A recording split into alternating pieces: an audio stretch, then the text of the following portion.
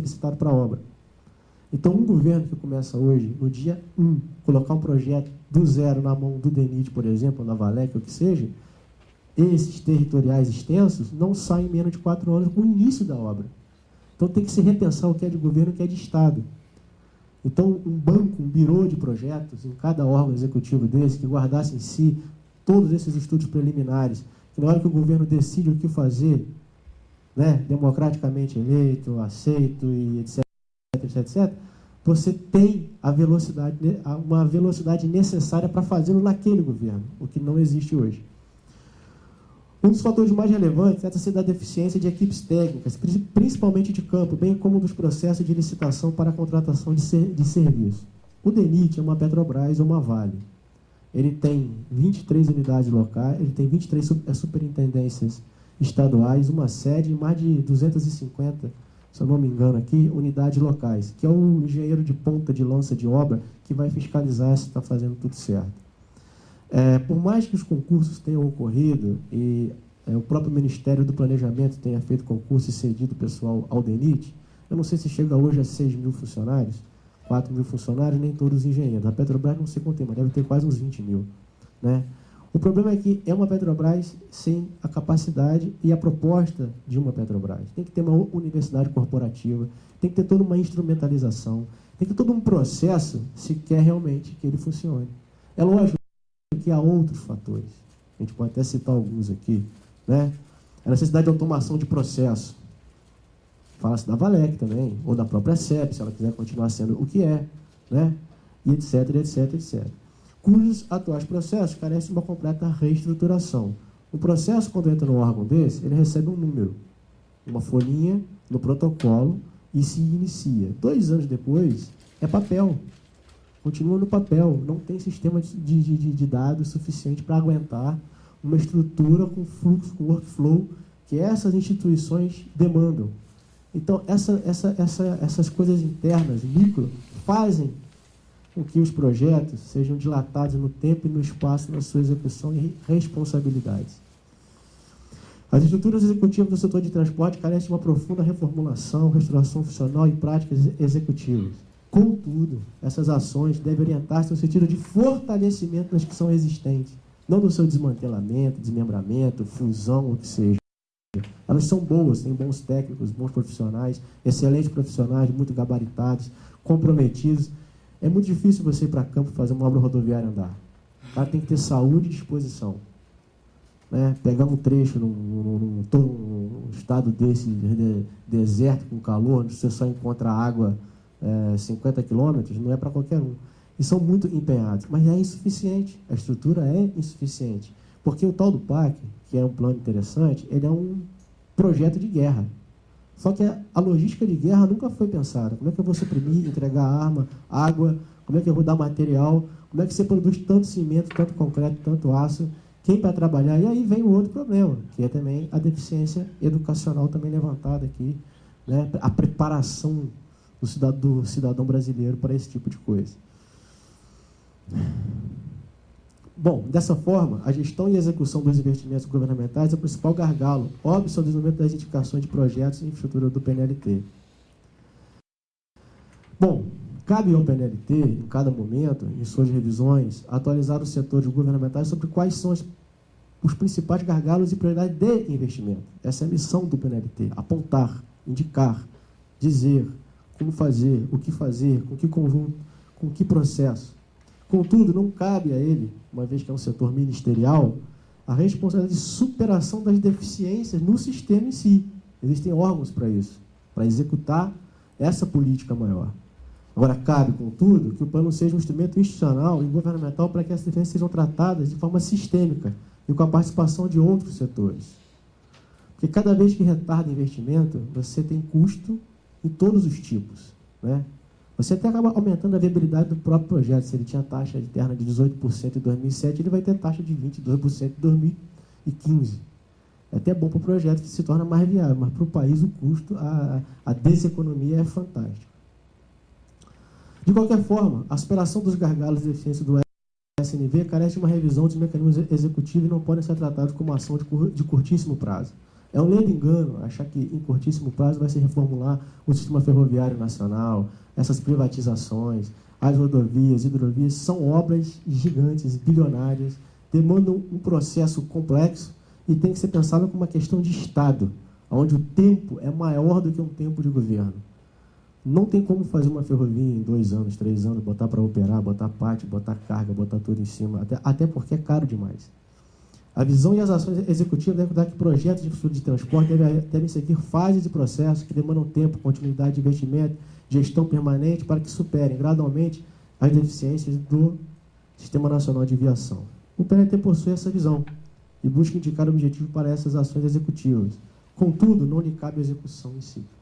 Então, em linhas gerais, a gente pode dizer que a elaboração, revisão e manutenção de um mecanismo de planejamento de transporte em si, desde 2007, orientado para subsidiar decisões executivas governamentais com a visão e priorização de investimentos multimodais, trata-se de um considerável avanço, uma vez que isso não existia dessa forma, no setor de planejamento estratégico dos transportes. O seu aprimoramento e contínua convergência e a contínua convergência das suas ações com aquelas do setor executivo tende a estabelecer um mecanismo institucional de Estado, capaz de orientar com eficiência os investimentos em longo prazo no Sistema Nacional de Viação. Bom, basicamente, a ideia era essa, um resgate, um panorama geral e mostrar que existe, a nível de planejamento hoje, no meu ponto de vista, pelo pouco que eu conheço, um conjunto suficientemente capaz de suportar as ideias e as inovações. Existe recurso, eu acho que privado e público. Antes não existia dinheiro público, era difícil fazer uma rodovia, o Banco Mundial tinha que vir aqui, dar dinheiro, fazer estudo, papapá.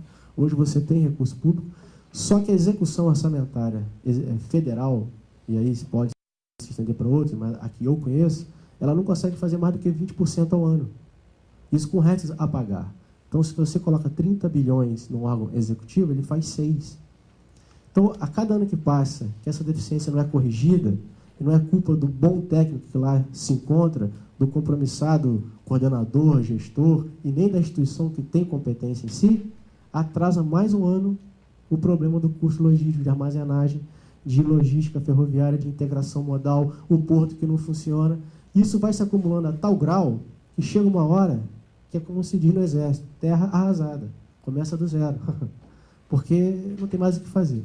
Então, a ideia do PNLT era buscar tudo isso no panorama, e acho que o melhor que eu pude fazer para tentar trazer esses elementos foi isso aqui. Obrigado.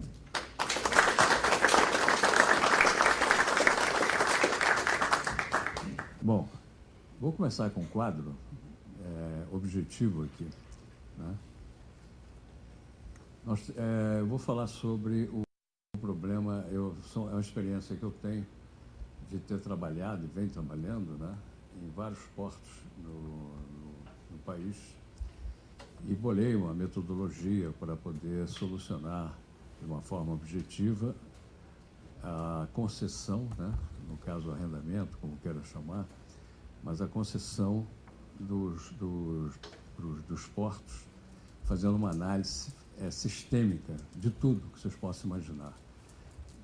Simultaneamente no MATCAD, não é um sistema, não é um pacote, é uma memória de cálculo, na verdade, que você vê, enxerga, discute cada elemento, cada passo que o computador vai dar.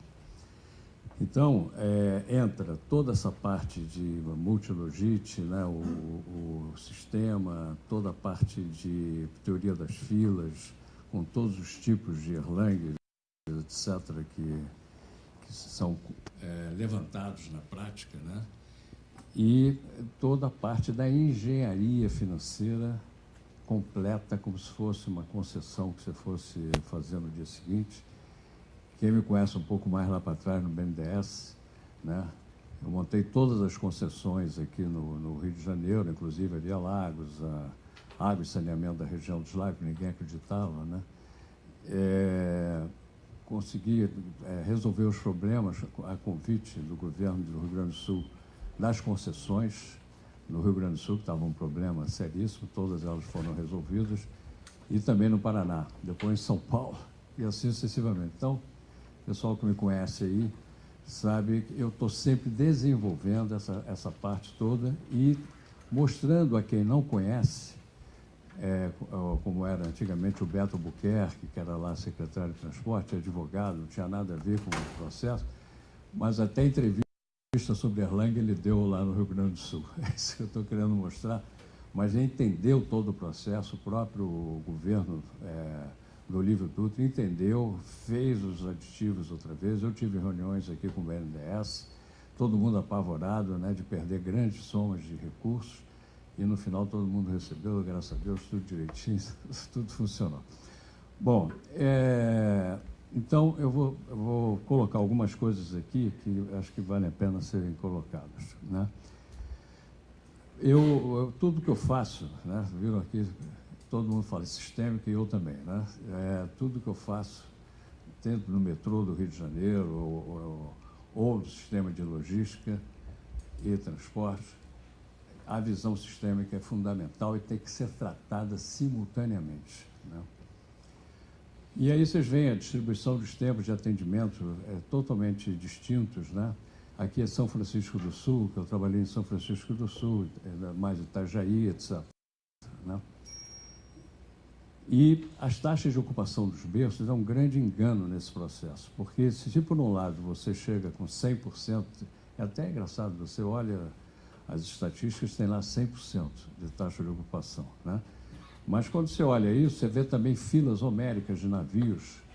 E se você está bem no porto, utilizando bem toda a sua infraestrutura, etc., os equipamentos, o país está indo mal, né?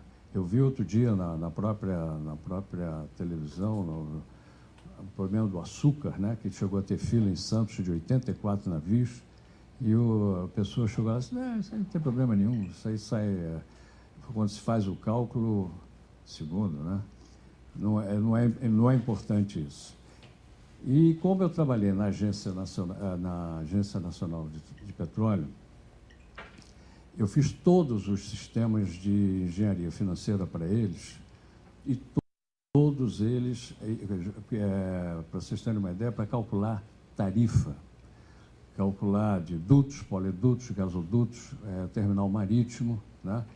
Então, eu fui desenvolvendo uma série de coisas e acabei aplicando tudo isso, evidentemente, também, posteriormente, nos portos. Bom, aí vocês estão vendo a São Francisco do Sul, que está sofrendo aí um grande investimento público. As condicionantes, né? Eu trabalho muito, que eu acabei aprendendo, e hoje o próprio Ministério do Planejamento, ele tem um manual, né, que ele mostra basicamente com outros nomes, mas é exatamente isso que está aí. O equilíbrio econômico, social, ambiental e urbanístico. O econômico, social e principalmente o ambiental, eu sempre recomendo, quem está nas Bahias, né, fazer um levantamento da Bahia e um levantamento, usar modelos matemáticos, como eu fiz com o Dennis Hydraulic Institute aqui na Baía de Guanabara. Mas, lamentavelmente, depois que eu fui embora da Baía de Guanabara, também largaram o modelo, né, a modelagem feita pelo Dennis Hydraulic Institute, porque qual é a grande vantagem? Hoje você tem calados, né, bastante obras de dragagem, mas tem que depois manter essa profundidade. E nós fizemos aqui na Bahia, você faz simulações com o Dennis Hydraulic Institute para saber exatamente qual é o tempo, aquilo que você está fazendo ou vai fazer, né, se simula, para depois, então, tomar as providências. O técnico operacional e o equilíbrio financeiro do processo. É tudo interligado simultaneamente, né? Aí eu explico cada equilíbrio econômico, né, que precisa ter, granés sólidos, líquidos, containers, etc. Eu vou deixar isso aí para depois vocês poderem, quem estiver interessado, poder ler com mais calma. O equilíbrio técnico operacional, né, em que você tem que fazer todas as projeções,